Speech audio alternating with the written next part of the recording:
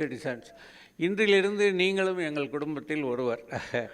Madam வந்து எங்கள் குடும்பத்தோட ஒரு மூத்த பெண்மணி அப்படி நாங்கள் என்ன பண்ணுவோம்னா சார், இந்த மாதிரி கப்பலாக வந்தால் சால்வை வந்து கணவன் வந்து மனைவிக்கு போடணும், மனைவி கணவனுக்கு போடணும். அதே மாதிரி மாலை வந்து நீங்கள் உங்கள் ஒய்ஃபுக்கு போடணும், உங்கள் ஒய்ஃப் வந்து உங்களுக்கு போடுவாங்க. அப்படி ஒரு செட்டப்பில் இப்போ கொடுப்பாங்க.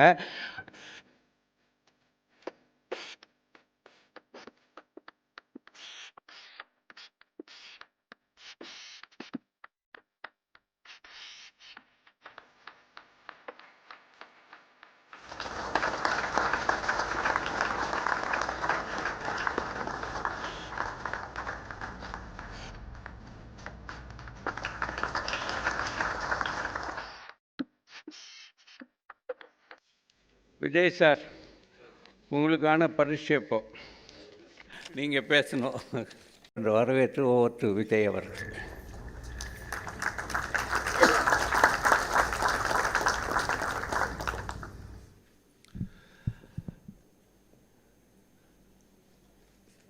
மேடையில் அமர்ந்திருக்கும் பெரியவர்கள் அனைவருக்கும், இந்த விழாவுக்கு வருகை தந்திருக்கும் அனைத்து பெரியவர்களுக்கும் தாய்மார்களுக்கும் என்னுடைய புத்தாண்டு வாழ்த்துக்களும் அட்வான்ஸ் பொங்கல் வாழ்த்துக்களும்.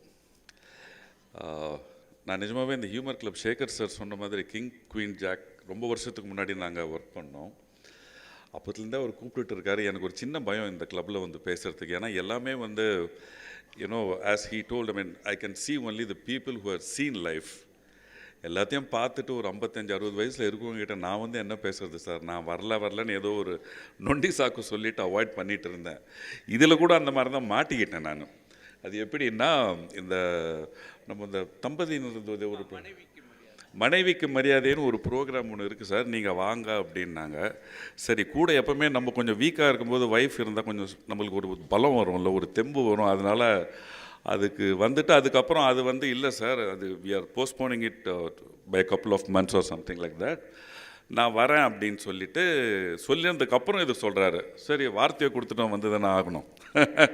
இல்லை sir, I was just pulling your leg. Wonderful, very nice.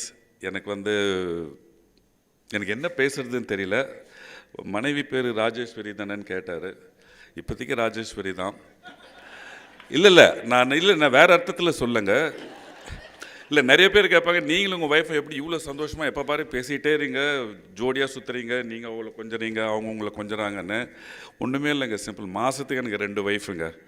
ஏதாவது ஒரு 10 நாள் ஒரு படம், அதில் யாராவது ஒருத்தர் ஒய்ஃபு, அவங்க ஒரு கேரக்டர் வித்தியாசமாக இருக்கும். ஒரு ரொம்ப ஆசைப்படுற ஒரு ஒய்ஃபாக இருப்பாங்க, இல்லை அவங்கள பார்த்து நான் பொண்டாட்டி தாசனாக இருப்பேன். இந்த மாதிரி ஒரு 10-15 நாள் வேறு ஒய்ஃபோட வீட்டுக்கு வரும்போது ஒரு 10 நாள் இவங்களை பார்க்கும்போது ரொம்ப சுகமாக சந்தோஷமாக, okay we are in safe zone அப்படின்ற ஒரு. So I am really blessed to have her as my wife. 32 வருஷம் ஆச்சு கல்யாணம் ஆகி. இன்றைக்கி உங்களுடைய கிளப்பில் வந்து ஒரு புது தம்பதியராக நாங்கள் ஜாயின் பண்ணுறதுல ரொம்ப சந்தோஷம், ரொம்ப பெருமையாகவும் இருக்குது சார். தேங்க்யூ. நாங்கள் ஹலோ ஏற்றுறீங்களா?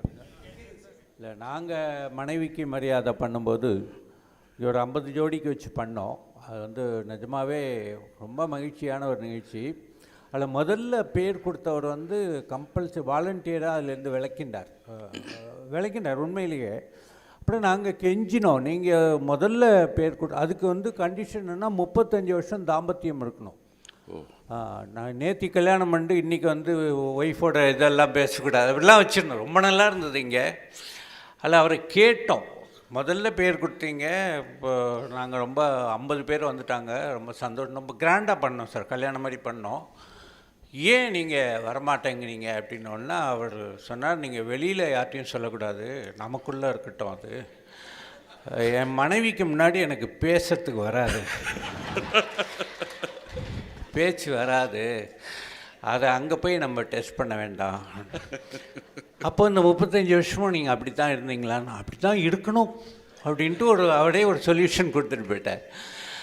எனக்கு வந்து உங்களுடைய நீங்கள் ஏதாவது இந்த கேரக்டர் இதை நம்ம பண்ணியிருக்கலாமோ அப்படின்னு நினச்சி மிஸ் பண்ண கேரக்டர் ஏதாவது, வியந்து பார்த்த கேரக்டர் ஏதாவது ஃபிலிம்? இல்லை, நிறைய இருக்குது சார். இருக்கு நிறைய இருக்குது. இதை நம்ம பண்ணியிருக்கலாமோ, மிஸ் பண்ணிட்டோமோ? நிறைய இருக்கும் சார். அது பிகினிங் ஸ்டேஜ். ஏன்னா எனக்கு 2 முக்கியமான படங்கள் வந்து 94ல் ரிலீஸ் ஆச்சு. ஒன்று நீங்கள் இப்போ பார்த்த மகளிர் மற்றும் கமல் சாரோடது. இமீடியட்டாக அதுக்கப்புறம் வந்து மகாநதி.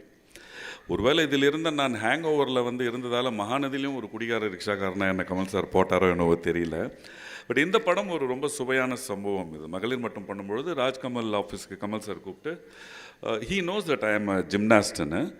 இது மாதிரி இந்த படம் ஒன்று we are doing it. Singeetham sir தான் அதுக்கு டைரக்டர் அண்ட் நாகேஷ் சார் ஒரு ரோல் பண்ணுறாரு, நீங்கள் ஒரு ரோல் பண்ணுறீங்க. நீங்கள் 2 பேருமே எப்படின்னா you are not conscious, your body is not in your control. எனக்கு அப்போவே வந்து எனக்கு புரியல என்ன சொல்ல வர்றாருன்னு. So I am not in my கண்ட்ரோல்னா நான் வந்து ஒரு குடிகாரனாக இருக்கேனா சார்?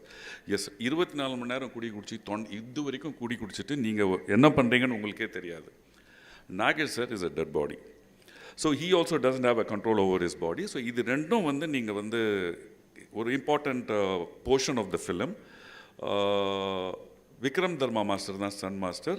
நீங்கள் பேசிட்டு since you know gymnastics you coordinate with and choreograph what you're planning to do அப்படின்ற மாதிரி சொன்னார்.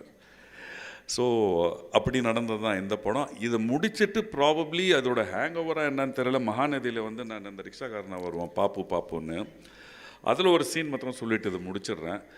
லாஸ்ட்டில் அந்த பையன் காணாமல் போன உடனே அந்த நான் ஒரு கூத்தாடியாக இருப்பேன். பிகாஸ் ஜிம்னாஸ்டிக் எனக்கு தெரிஞ்சதால் அந்த ஃப்ளிப்புக்கு இப்போல்லாம் பண்ணிவிட்டு கூவம் நதிக்கரையில் அந்த பையனை வச்சு பண்ணிக்கிட்டு இருப்பேன்.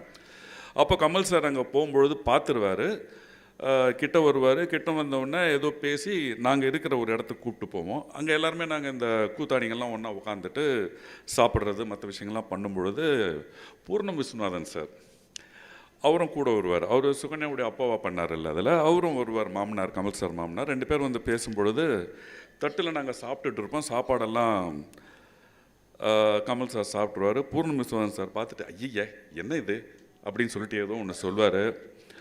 சொல்லிவிட்டு என்ன இங்கெல்லாம் போய் நம்ம சாப்பிட்டுட்டு நம்ம அப்படின்வார். இது பேர் ஐர நெஞ்சில் இருக்கிற மஞ்சா சோறு எடுத்துருவேன் ஞாபகம் இருக்குதா அப்படின்வேன். அவர் கமல் சார் ஒரு நிமிஷம் பார்த்துட்டு, அது ஆக்சுவலி டயலாக் வேறு. நான் வந்து I wanted little more authenticity in the dialogue. And இவன் ஒரு கூத்தாடி. நான் படித்தது கார்பரேஷன் ஸ்கூல் சைதாப்பேட்டைங்க. அங்கே வந்து you know how they speak. அதெல்லாம் உள்ளே இருக்குது. அது வெளியே வரணுன்றதுக்காக நான் அந்த ஜோஷில் என்ன பண்ணிட்டேன், நெஞ்சில் இருக்கிற மஞ்சா சோத்து எடுத்துருவேன். ஐயர் என்ன விளையாடுறியா நீ, இது மாதிரி இவர் மூஞ்ச பார்த்து விட்றோம் உன்னை ஜாகிரதை அப்படின்வேன். கட் சொன்னதுக்கப்புறம் கமல் சார் கூப்பிட்டு, விஜய் இந்த நெஞ்சில் இருக்கிற மஞ்சா சோறுனா என்னன்னு கேட்டார்.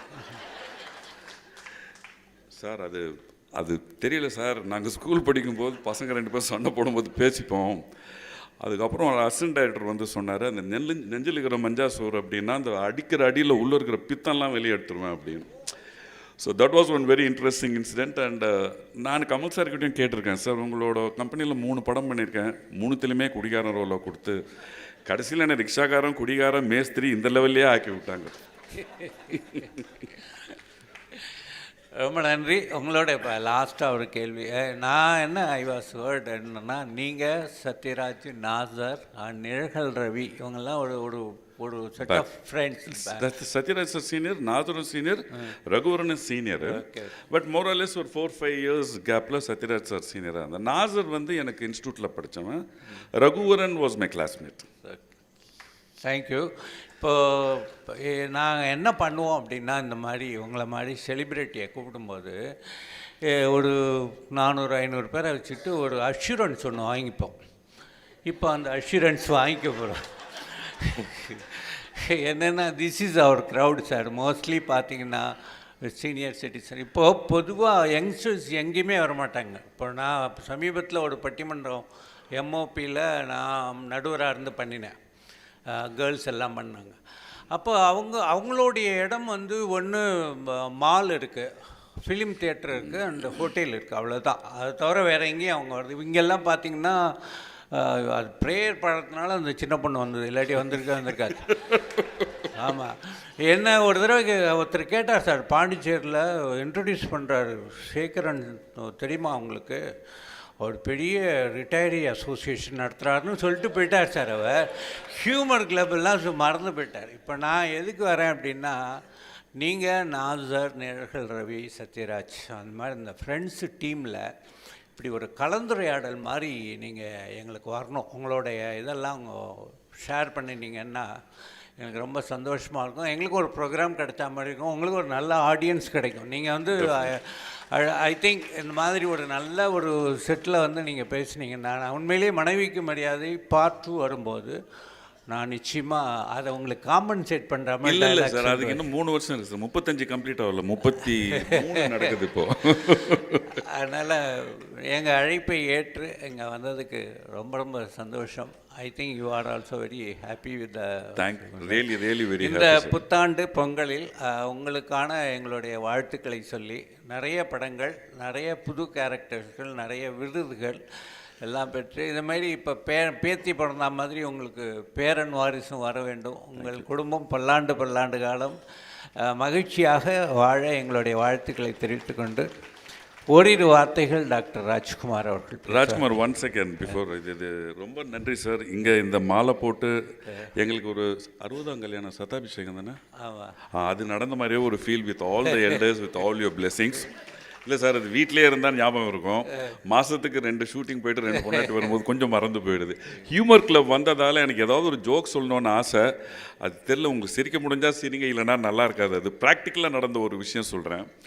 த problems of being an actor, the plus and minus. The plus வந்து எல்லாருக்கும் தெரியும்.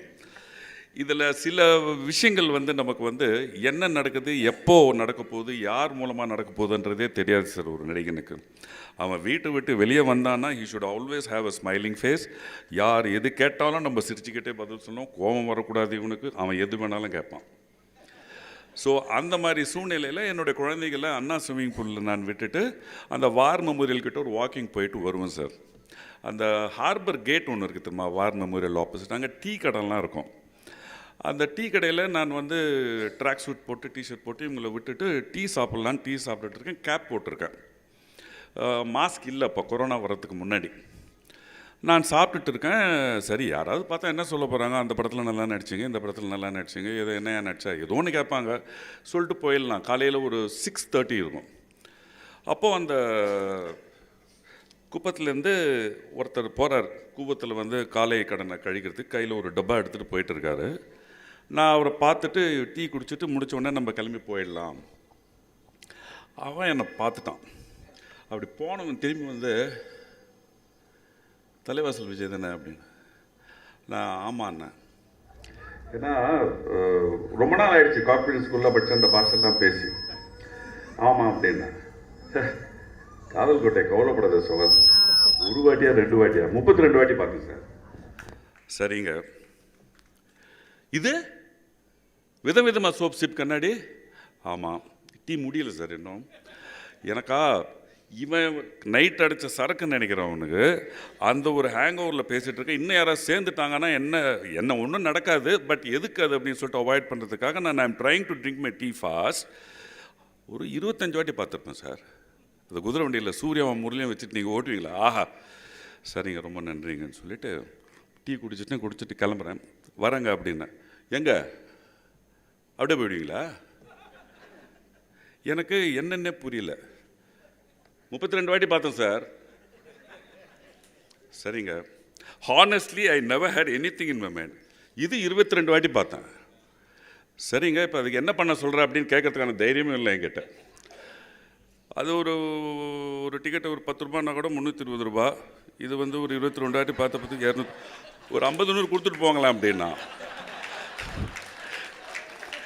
என் கையில் சார் ட்ராக் சூட் போட்டதால் காசு. நான் உள்ளே கையை விட்டு பாக்கெட் எடுத்து பாருங்கள், வாக்கிங் வந்து என்கிட்ட இல்லை, நாளைக்கு வரும்போது கொடுக்கலான்னு கிளம்பி வந்துட்டேன். I think I have done a little bit of what you call humour கிளப்புக்கு வந்ததுக்கு ஏதோ என்னால் முடிஞ்சது நான் செஞ்சேன்னு நினைக்கிறேன் Shekar sir. Thank you very much for the wonderful time. Thank you and wishing you all a very happy and advance Pongal wishes. Thank you sir, thank you. நான் கூட காதல் கோட்டையை 75 தடவை பார்த்துருக்கேன். ஏதாவது போட்டு கொடுங்க சார், பார்த்து நம்ம பேசிக்கலாம் பேசி ஒரு